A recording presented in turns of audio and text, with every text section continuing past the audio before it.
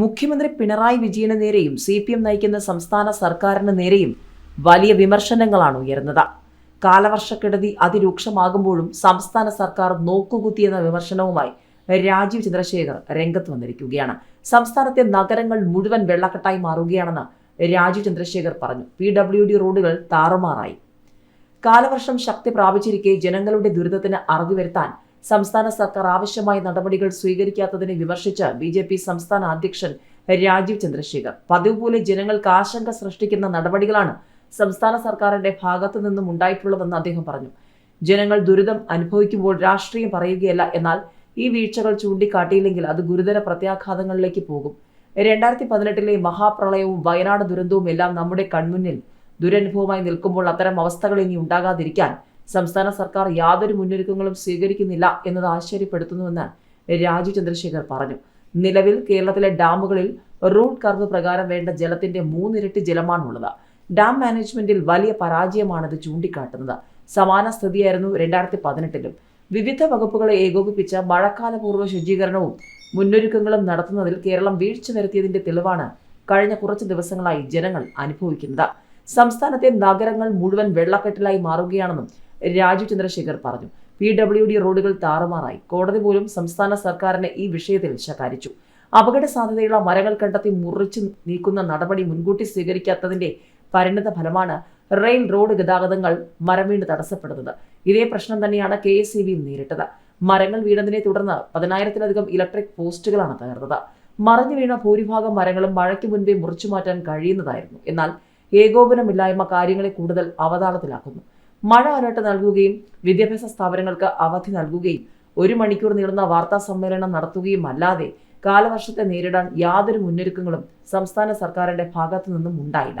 PM Awas Yojana അടക്കമുള്ള കേന്ദ്ര പദ്ധതികൾ CPM അട്ടിമറിച്ചതോടെ നിരവധി നിർധനരാണ് സുരക്ഷിതമായ വീടില്ലാതെ ഈ മഴയിൽ ആശങ്കയിൽ കഴിയുന്നത്.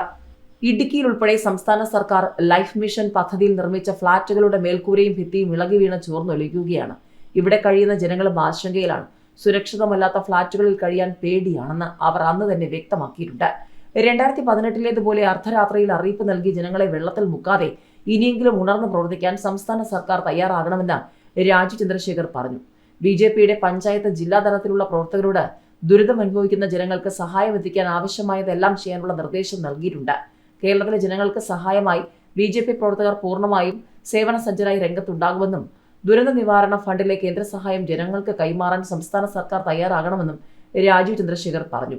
ദുരിതാശ്വാസ പ്രവർത്തനങ്ങൾക്ക് ഉപയോഗിക്കാനുള്ളതാണ് ദുരിതാശ്വാസ ഫണ്ടെന്ന് സംസ്ഥാന സർക്കാർ മറന്നു പോകുന്നതായും രാജീവ് ചന്ദ്രശേഖർ കുറ്റപ്പെടുത്തി. കഴിഞ്ഞ ദിവസം കോൺഗ്രസ് നേതാവ് ചെറിയാൻ ഫിലിപ്പും സംസ്ഥാന സർക്കാരിനെയും പിണറായി വിജയനെയും അതിരൂക്ഷമായി വിമർശിച്ച രംഗത്ത് വന്നിരുന്നു. മുഖ്യമന്ത്രി പിണറായി വിജയനെയും CPM നയിക്കുന്ന സംസ്ഥാന സർക്കാരിനെയും മഴക്കെടുതികൾക്ക് പിന്നാലെ വലിച്ചു കീറുകയാണ് നിരവധി പേർ. റൂം ഫോർ റിവർ പദ്ധതി എവിടെയെന്ന് ചോദിച്ചുകൊണ്ട് പ്രതിപക്ഷം അതിശക്തമായി രംഗത്തുണ്ട്. ചെറിയാൻ ഫിലിപ്പ് ആഞ്ഞടിക്കുകയാണ് പിണറായി വിജയനെതിരെ. മഴക്കെടുതികൾ ഇല്ലാതാക്കാനും ജലനിയന്ത്രണത്തിനും 5 വർഷം മുൻപ് കേരള സർക്കാർ ആവിഷ്കരിച്ച റൂം ഫോർ റിവർ പദ്ധതി എവിടെയെന്ന് മുഖ്യമന്ത്രി പിണറായി വിജയൻ വ്യക്തമാക്കണം. 2 പ്രളയത്തിനു ശേഷം 2019-ൽ മുഖ്യമന്ത്രിയും ഉദ്യോഗസ്ഥ സംഘവും നെതർലൻഡ്സിൽ പോയി പഠിച്ച ശേഷമാണ് റൂം ഫോർ റിവർ പദ്ധതി പ്രഖ്യാപിച്ചത്. പരിസ്ഥിതിയിലുണ്ടായ മാറ്റത്തെ തുടർന്ന് കേരളത്തിൽ 2 ദിവസം മഴ പെയ്താൽ നദികൾ കരകവിഞ്ഞൊഴുകുകയും ഡാമുകൾ തുറന്നുവിട്ടാൽ പ്രളയമുണ്ടാവുകയും ചെയ്യുന്ന ദുസ്ഥിതി പരിഹരിക്കുകയായിരുന്നു ലക്ഷ്യം. മഴ കഴിഞ്ഞാൽ ദിവസങ്ങൾക്കുള്ളിൽ ജലം ഒരിടത്തും കെട്ടിക്കിടക്കാതെ കടലിലെത്തും. വേനൽക്കാലത്ത് കൊടും വരൾച്ച മൂലം ജലക്ഷാമം രൂക്ഷമായ കേരളത്തിൽ ശാസ്ത്രീയമായ സ്ഥല ജല മാനേജ്മെന്റ് സംവിധാനമില്ല.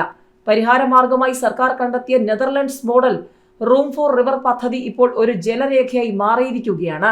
ഏതായാലും ചെറിയാൻ ഫിലിപ്പ് അതിരൂക്ഷമായി തന്നെ വിമർശിച്ചിരിക്കുകയാണ് മുഖ്യമന്ത്രി പിണറായി വിജയനെയും സംസ്ഥാന സർക്കാരിനെയും.